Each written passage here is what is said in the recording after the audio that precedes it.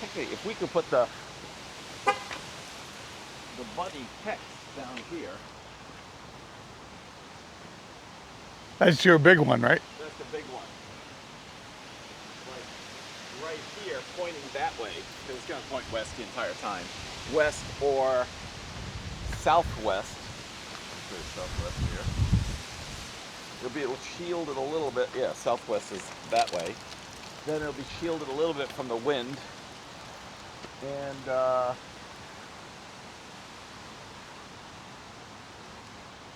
then it actually would be lower than the fence, so we can still run the other bands over in the other field. Hmm?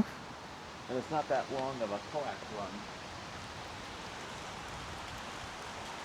So here, we'll drop it down.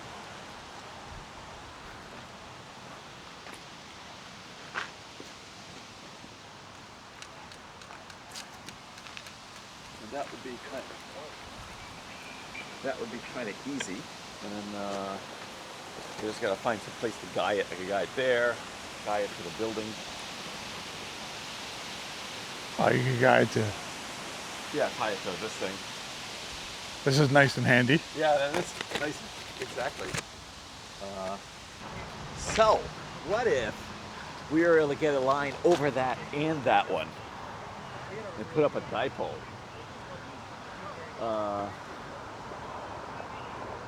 40-meter dipole.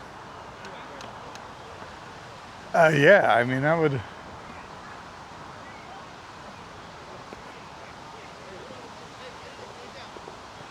That'd be pretty cool. That could work. Or even if Emily wanted to do the big 80, that one and that one. Off center fed.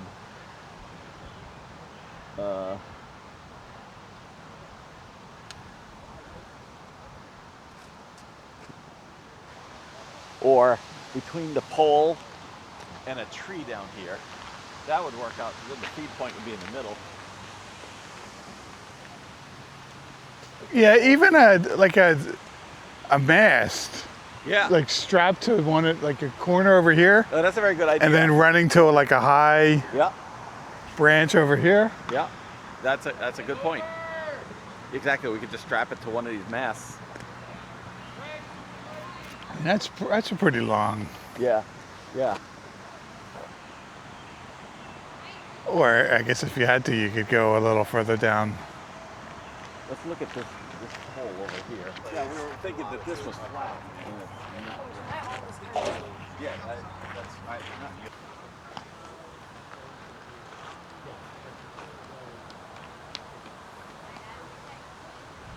Even if we just threw a line over the fence and then clipped it on the inside and then had it attached, we would even need another mast. We could just... Yeah, well, and I've got.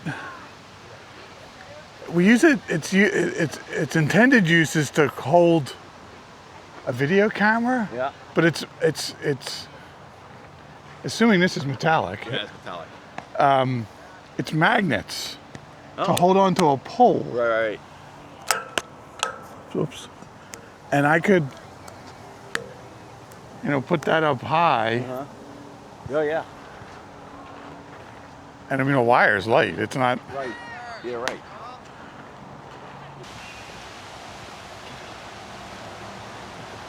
Then internet. So I was gonna.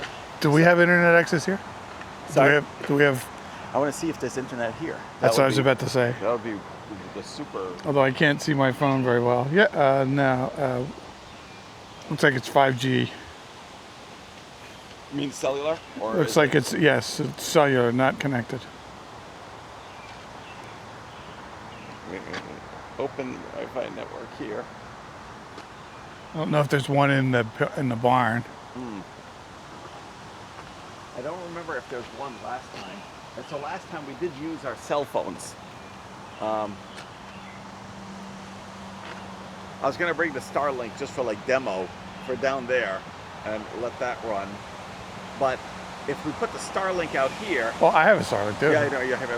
We would ideally run like a router inside from the Starlink, or do you think probably the Wi-Fi would be good enough to get inside too?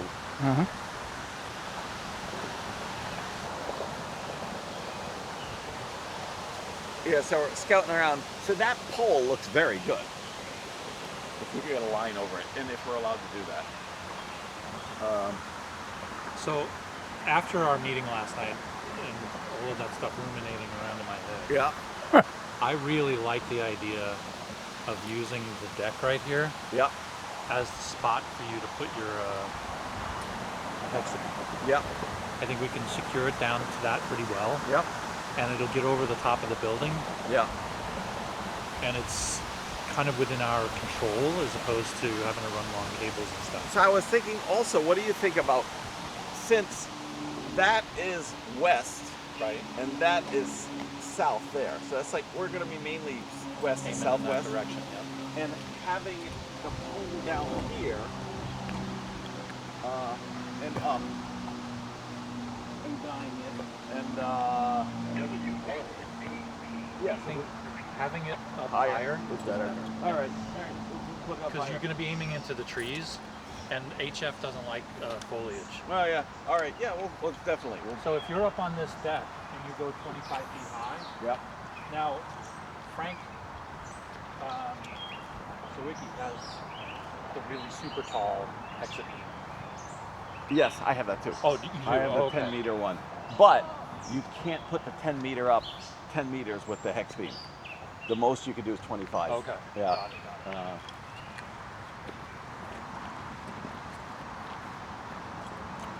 Yeah, I think you're at least up here. You're kind of getting over the tree line. Yeah, and that's going to be the main antenna. That spot over there and this here are so close as far as height goes that you basically benefit by having the antenna here Yeah. and not having to run the long cable run. Right. So, Right. by the way, you asked how propagation is. 10 and 12 and 15 were like dead this morning. So I don't know what it's going to be like. a Yeah, week so from our now, money but bands has always been 20 and 40. 20 and 40. 20 and 40. Like 40 is usually not good during the day, but during field day, it's good all day long. Because there's people on it all day long. So you were saying that that's west. Yeah. If you get something up in the trees that spans the length of the lot, Yeah. you could potentially get that 40 meter antenna. Yeah. The only thing is, everyone's like, oh, we want to do like a, off-center fed 40/80, and I'm like, okay, anybody have that? Anybody have one? Yeah, right. So I do. Always very. Here's what I was thinking about over there. Yeah. You saw the 25-foot mast I have. Yep. With your 2 meter 440 antenna, Yep. I can put that on the top. Yeah. I can put the 6 meter dipole or a Yagi on there. Yep. And then behind it, I have the whatchamacallit, the 10 meter push-up mast. Yeah. And I have the link dipole. So that'd do 20, 30, and 40. Not that we could use 30, but I could do 20 and 40 from over there. Yeah. So that'd give us 6, 20, 40, and then 2 meters 440. So All right. Yeah. all of that, and then I have the 7610, which is now out of service. I can bring that, Yeah. or my KX3 with the 100 watt amp. So either of those will do. You want my brand new one? Which one? The off-center fit? Still in the bag. Bring it just in case. I would run digital over there, Yeah. and you would be on either CW or sideband over here. Right. Yeah. Right. Yeah. You have all the radios you need, right? Yes. Yeah, we So.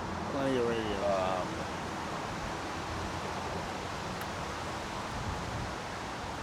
Yeah. So I will. Yeah. I will. So. So count on me to have that whole over there. I've got the tables, the chairs, the tents, the 2 masts. Yeah. I only need the VHF, UHF antenna. That's it. Yeah. I don't have that. Yep. I'll bring that. I have tents with weights if you want them. 12 by 12 and a 10 by 10. All right. Good. Then if you can bring those, we'll do that. We'll just have them. But Well, we're also going to set a GOTA station up over there too. Guys, But guys, we're forgetting the KISS thing. what? Keep it simple, stupid. Yes, I know. Yeah. You guys are going past that. No. We are gonna. So I want to be able to do 4 bands from this location: 10, 15, 20, 40. Oh, okay.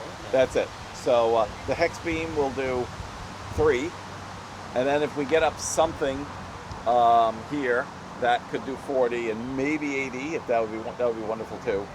That's great, because in the middle of the night when it's really buggy, we can just take the radios down from there, lock them up, leave the tents, and then just work from in here, Yeah. and then Okay. and then redeploy out there tomorrow, the next day. I'll talk, well, and then I said, we talked about internet, and we will set up like a Starlink here. Though you could use your cellular also. That worked really well. If you want a Starlink for the other side, I have one too. All right, good to know. We actually have 2. Jeff has 1. Seems everyone's got them now. Yes, and since we have 2 tables, I'll have Jeff with you over there, showing the newbies how to do sideband. Okay. Do we have to think about power? Do we have enough power? So, yes. So what I'm going to bring for over there, and if you guys have anything, bring that too. I do have a 100 amp hour lithium ion battery, and as well as a marine battery too. And then I'll have a charger that I could swap it out. And there's outlets in the basement of this building. I got a marine battery too if you need it. So I've got 220 amp LiPos for violin. I have a 20 and a 30. So I have a small solar panel. Do we need to? actually, I do too. That's something that we could set up. yeah, that was good for I got that out in Dayton actually. Yeah, and that will give us the alternative power kick, 100 points. Oh sure. Yeah, that's a good idea. I ain't raising my no antenna today. Tough day to do any tree work or antennas or anything. So, but putting up some sort of dipole here, if we could get a line over that pole and then to one of the trees here, that would be decent.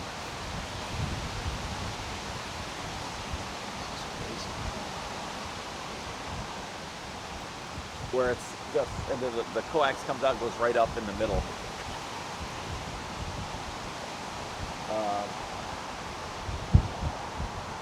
The problem with dipoles is they're very height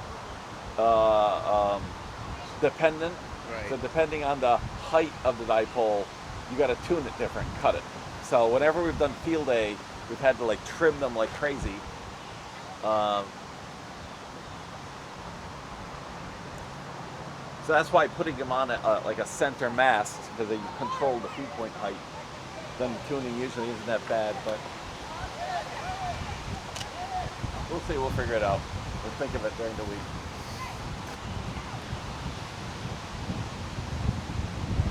So I would like you guys to have coax to get from the radio inside to the triplexer, which is going to be close to the door, and you should have a little stubby piece that will go from the bandpass filter to your radio, because we'll have the bandpass filters at the radio. So I'm still waiting for my delivery from Palomar, so that if we want to add any common mode balance on the okay, yeah, at the end of by the radio. yeah. You probably have it on the buddy pole. Yes. So I have one at the feed point, Yeah. and then usually I'll put one before the triplexer.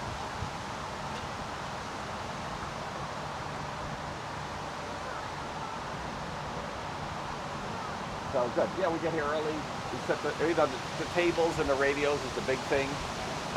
Getting that work. The antennas usually go up pretty quick, and we have a lot of options. And It's supposed to be fun. Yeah. Right. Who was that who said they were going to do some of the food? Arthur. I'll give him a hand with that. HBF. 'Cause I, from my travel baseball days, I have a whole setup for Okay, going to good. travel baseball and cooking breakfast sandwiches for everybody. Oh, that's great. Yeah.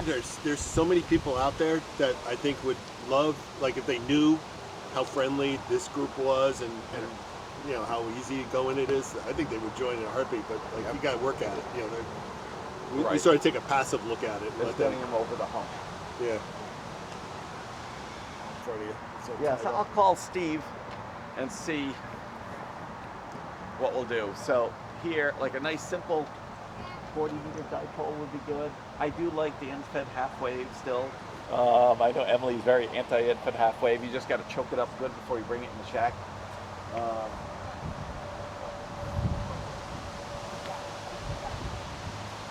And I do have the 80-meter end-fed half wave that we used for field day.